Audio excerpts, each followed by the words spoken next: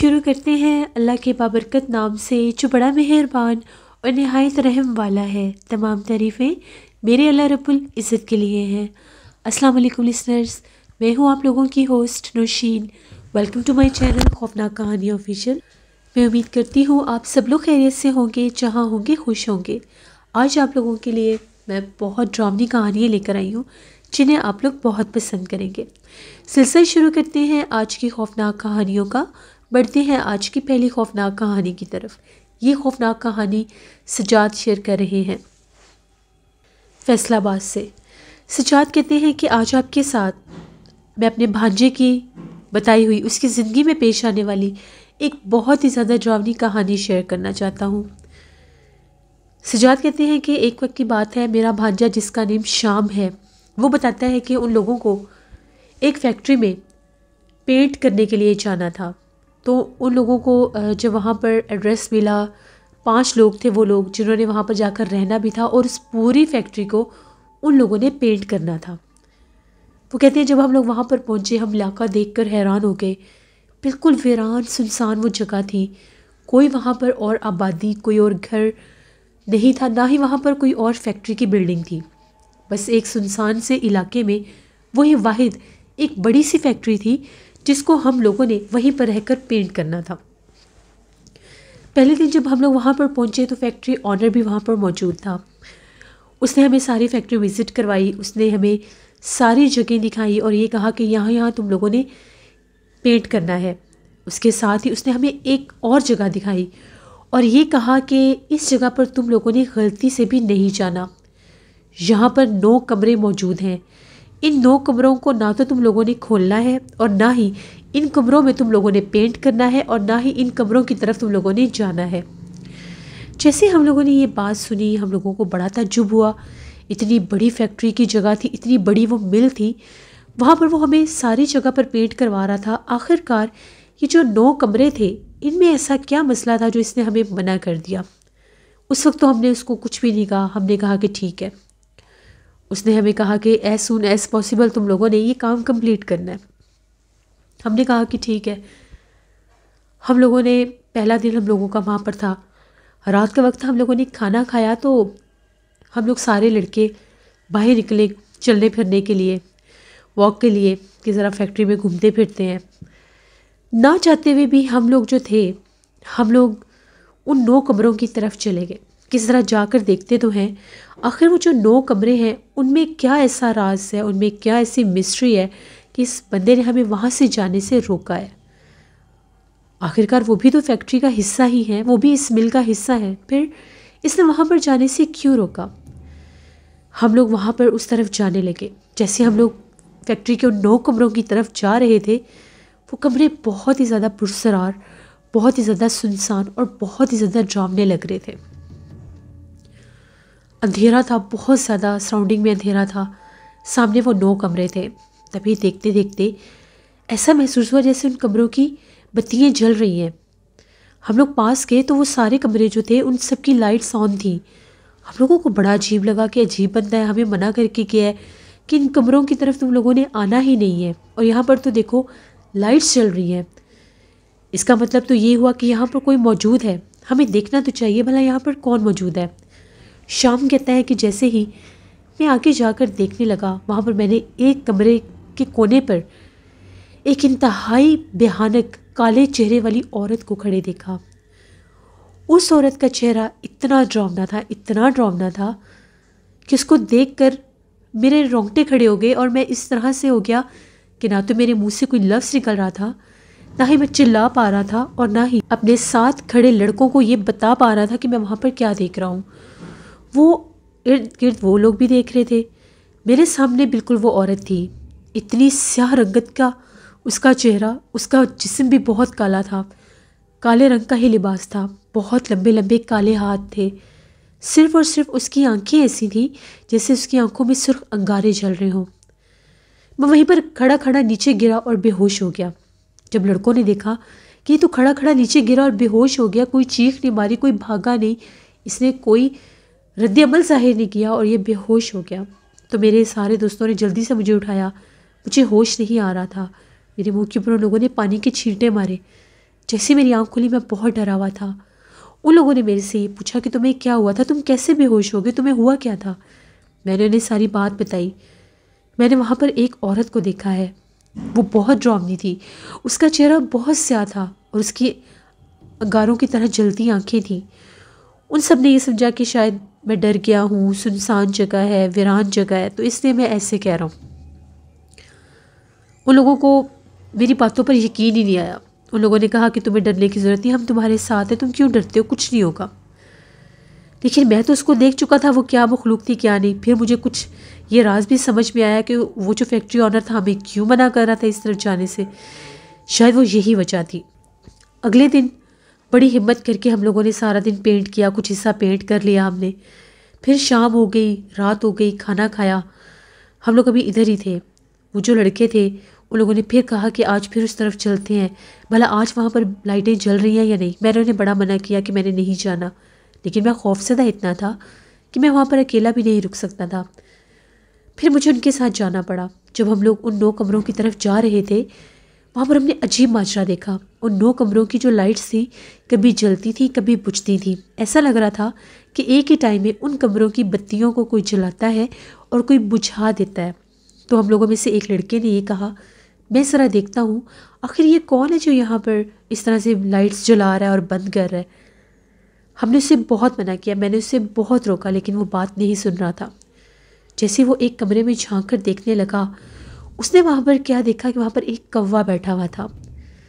بالکل اس کے سامنے ایک کالے رنگ کا کوا تھا، کافی بڑا سا کوا تھا، اس کی سرخ رنگ کی آنکھیں تھیں، اور وہ جو کوا تھا اسی کی طرف دیکھ رہا تھا۔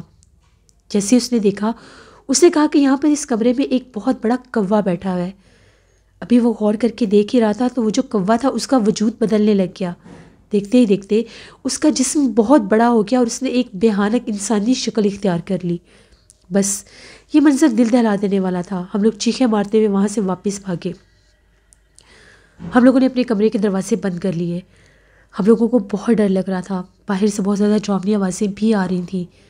ایسے لگ رہا تھا کہ بہت زیادہ تعداد میں بہت سے کوے وہاں پر موجود ہیں۔ بہت ڈراؤنا منظر تھا، اتنی بڑی مل میں ہم لوگ اکیلے تھے اور اوپر سے وہ اسیب زدہ 9 کمرے۔ اگلے دن ہم لوگوں کا ایک دوست تھا، وہ ایک بزرگ کو جانتا تھا، وہ اسپیشل گیا اور ان بزرگوں کو بلا کر لایا کہ ذرا پتہ چلے یہاں پر ہے کیا۔ وہ بزرگ جب وہاں پر آئے، اس کے جاننے والے تھے وہ بزرگ، جب وہ وہاں پر آئے ان 9 کمروں کی طرف وہ گئے، پوری فیکٹری کو وزٹ کیا، ان 9 کمروں کی طرف گئے۔ جا کر جب وہاں پر پڑھائی کی تو ان کا یہ کہنا تھا کہ یہاں پر جنات کی 300 پکھیے ہیں۔ جنات کی پکھیوں کا مطلب ہوتا ہے جنات کے قبیلے، اور ایک جنات کا جو قبیلہ ہوتا ہے وہ 300 جنات پر مبنی ہوتا ہے۔ ان کا یہ کہنا تھا کہ ان 9 کمروں میں جنات کی 300 پکھیے آباد ہیں، یعنی جنات کے قبیلے آباد ہیں۔ تم لوگ یہاں سے چلے جاؤ۔ تم لوگ ان کے پاس گئے ہو، تم لوگوں نے جا کر اپنا آپ وہاں پر دکھایا ہے، اب وہ جنات تم لوگوں کو نقصان پہنچائیں گے۔ بہتر یہی ہے کہ اپنی جان بچاؤ اور یہاں سے بھاگ جاؤ، کوئی ضرورت نہیں ہے اس مل میں تم لوگوں کو پینٹ کرنے کی۔ ہم لوگوں نے بھی یہی پلان کیا کہ آج رات ہونے سے پہلے ہم لوگوں سے جتنا کام ہو سکا ہم لوگ کریں گے اور ہم لوگ یہاں سے رات ہونے سے پہلے واپس چلے جائیں گے۔ وہ بزرگ جو تھے وہ وہاں سے چلے گئے اور ہمیں یہ تنبیہ کر کے گئے کہ آپ لوگوں نے اب یہاں پر رکنا نہیں ہے۔ ہم لوگوں نے بھی یہی سوچا کہ ہم لوگ یہاں پر رکیں گے نہیں۔ مغرب سے پہلے ہم لوگوں نے وہاں سے جانے کا فیصلہ کیا، لیکن سارا سامان رکھتے نکالتے کرتے ذرا دیر ہو گئی۔ مغرب کے بعد کا ٹائم تھا۔ ہم لوگوں کا وہ جو دوست تھا اسے ہم لوگوں نے بڑا منع کیا کہ اب باہر نہ نکلنا، ہم لوگوں نے یہاں سے جانا ہے۔ اس نے کہا کہ نہیں، میں اس طرف نہیں جاؤں گا، میں یہاں پر پاس ہی کھڑا ہوں۔ وہ تھوڑا سا اپنے کمرے سے نکل کر باہر گیا، اس کو ایک دروازے کے پیچھے سے، سامنے بھی ایک کمرہ تھا، ایک دروازے کے پیچھے سے گھنگرو بجنے کی آواز آنے لگی۔ اس نے نہ چاہتے ہوئے بھی اس گھنگرو پر غور کیا اور یہ کہنے لگا کہ یہاں پر یہ پائل کی آواز کہاں سے آ رہی ہے۔ اس نے ہمیں آواز دی اور یہ کہنے لگا کہ یہاں پر پائل کی آواز آ رہی ہے۔ ہم نے اسے کہا کہ کسی آواز پر غور مت کرو، ہم نے ابھی یہاں سے چلے جانا ہے۔ خیر وہ باز نہیں آیا، وہ جان بوجھ کر اس آواز کی طرف بڑھنے لگا۔ وہاں پر اس نے ایک عورت کو دیکھا، بے تحاشا خوبصورت ایک لڑکی کو جو دلہن کے لباس میں موجود تھی، اس کو اشارہ کر کے اپنے پاس بلا رہی تھی۔ اس لڑکے نے کہا کہ یہاں پر ایک بہت خوبصورت لڑکی کو میں نے دیکھا ہے، وہ دلہن بنی ہوئی ہے اور اس نے مجھے اشارہ کیا ہے. میں ذرا دیکھتا ہوں یہ ہے کون اور کہاں سے آئی ہے. ہم نے اسے بہت منع کیا کہ اس طرف دیکھو بھی مت، یہ وہی جنات ہیں جنہوں نے اپنا آپ ظاہر کیا ہے. لیکن اس وقت اس پر اس چیز کے اثرات ہو چکے تھے. ہم لوگوں کے لاکھ منع کرنے کے باوجود وہ اس کی طرف بڑھنے لگا. وہ اس کو لے کر ایک اور طرف نکل پڑی. وہاں پر بھی بہت زیادہ کمرے تھے. چلتے چلتے جیسے ہی وہ اس کے پیچھے گیا اس کو آوازیں دینے لگا. اس نے پلٹ کر دیکھا تو وہ اتنی ڈرامنے چہرے والی عورت بن گئی، وہی کالے چہرے والی جس کو میں نے دیکھا تھا، جس کی بہت لمبی زبان تھی، سرخ رنگ کی زبان تھی اور آنکھیں بھی سرخ رنگ کی تھی. ہمیں اپنے دوست کی بہت اونچی چیخ سنائی دی. جب ہم نے چیخ سنی ہم اس کے پیچھے بھاگے تو وہ انہی کمروں کی طرف زمین پر الٹا بے ہوش پڑا تھا. ہم لوگوں نے جب اس کو اٹھایا ہم لوگ اتنے ڈر کے، وہاں پر ایسے لگ رہا تھا جس طرح سے اس پوری بلڈنگ میں کوئی عجیب و غریب طرح سے کام شروع ہو گیا، جیسے کوئی زلزلہ آتا ہے اور ایک دم سے تھرتھراہٹ شروع ہو جاتی ہے. ایک نہ دکھنے والا شور برپا ہو گیا. ہم لوگوں نے کہا کہ ہمیں ابھی یہاں سے نکلنا ہوگا، یہاں پر رکنا اب ہم لوگوں کی جان کے خطرے سے کم نہیں ہے. ہم لوگوں نے اس بے ہوش کو ہی وہیں سے اٹھایا، سارا سامان ڈالا گاڑی میں اور وہاں سے بھاگ نکلے. اس کو اس کے گھر چھوڑا، خود اپنے اپنے گھروں میں آئے. جب گھروں میں پہنچے تو گھر والوں کو ساری داستان سنائی، ساری بات سنائی. تو گھر والوں نے یہ کہا کہ تم لوگوں نے بہت اچھا کیا ہے. ہم لوگوں کا وہ جو دوست جو اس چڑیل دلہن کے پیچھے گیا تھا وہ بہت زیادہ بیمار ہو گیا. اسے بہت دن تک بہت سا بخار رہا. ہم لوگوں نے اس مل کے آنر کو یہ بات بتا دی کہ ہمیں وہاں پر کام نہیں کرنا، وہاں پر بہت زیادہ جنات کا بسیرا ہے. وہ 9 آسیب زدہ کمرے جہاں پر جنات کی پکھیاں آباد ہیں وہ وہاں پر کسی انسان کو کبھی بھی رہنے نہیں دیں گے. ہمیں آج بھی وہ دن یاد ہے. یہ ایک کہانی تھی جو فیصل آباد سے سجاد نے شیئر کی. بہت شکریہ سجاد آپ کا. بڑھتے ہیں ایک اور خوفناک کہانی کی طرف. یہ خوفناک کہانی وکاس شیئر کر رہے ہیں مانچسٹر سے. وکاس کہتے ہیں کہ آج آپ کے ساتھ فرحانہ نامی خاتون کی کہانی شیئر کرنا چاہتا ہوں جن کا تعلق UK سے ہے. اور وہ یہ کہتی ہیں کہ میں UK کے ایک اسٹیٹ اسکاٹ لینڈ میں گئی. وہاں پر جب میں شفٹ ہوئی تو میں جاب کی سرچ میں تھی. تو جاب کے سلسلے میں جب میں سرچ کر رہی تھی تو وہاں پر مجھے ایک پیٹرول پمپ پر، ایک فلنگ اسٹیشن پر جاب مل گئی. وہاں پر میری جو ڈیوٹی تھی وہ نائٹ شفٹ میں تھی. نائٹ شفٹ میں میرے ساتھ ایک میل ورکر بھی کام کیا کرتا تھا. وہاں پر وہ جو فلنگ اسٹیشن تھا تو وہ ہائی وے پر، لیکن رات کے وقت وہ جگہ بہت زیادہ سنسان ہوتی تھی. ایک دفعہ ایسا ہوا، میرا جو کلیگ تھا اس نے کہا کہ مجھے آج جلدی گھر جانا ہے، مجھے بہت ضروری کام ہے، تو آج رات آپ کو یہاں پر اکیلے ہی ڈیوٹی دینی ہوگی. میں نے اسے کہا کہ ٹھیک ہے. وہ تقریباً 10 بجے تک اپنا کام کر کے چلا گیا. اب میں وہاں پر اکیلی تھی.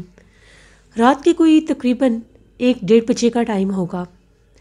اس کے بعد جو مارننگ شفٹ سٹارٹ ہوتی تھی وہ صبح 4 بجے ہوتی تھی. مجھے ایسا محسوس ہوا جس طرح سے میرے آفس کے دروازے پر کوئی ناک کر رہا ہے، بار بار کوئی ناکنگ کر رہا تھا. میں نے جیسے ہی CCTV میں دیکھنا چاہا مجھے وہاں پر کوئی بھی نظر نہیں آ رہا تھا. آج کی رات وہاں پر سناٹا بھی بہت زیادہ تھا اور کسٹمر بھی بہت کم آ رہے تھے. تھوڑی دیر کے بعد پھر ناکنگ سٹارٹ ہو گئی. مجھے بہت غصہ آیا. اکثر وہاں پر کچھ ایسے لوگ ہوتے تھے جو ڈرگس لیتے تھے اور وہ اسی حالت میں آ کر دروازے بجاتے تھے اور تنگ کیا کرتے تھے، لیکن مجھے وہاں پر کوئی ایسا بندہ بھی نظر نہیں آ رہا تھا. دوبارہ سے جب پھر سے ناک ہوئی میں غصے سے اٹھی. میں نے دروازہ کھول کر دیکھا باہر کوئی بھی نہیں تھا. جیسے میں دروازہ بند کرنے لگی تو سامنے میری نظر پڑی. وہاں پر روڈ کارنر پر ایک بہت بڑا درخت تھا. اس درخت کے نیچے مجھے کوئی کھڑا ہوا دکھائی دیا. جب میں غور کر کے اس کو دیکھنے لگی تو وہ ایک کالے رنگ کا وجود تھا جو کہ سائز میں بہت بڑا تھا.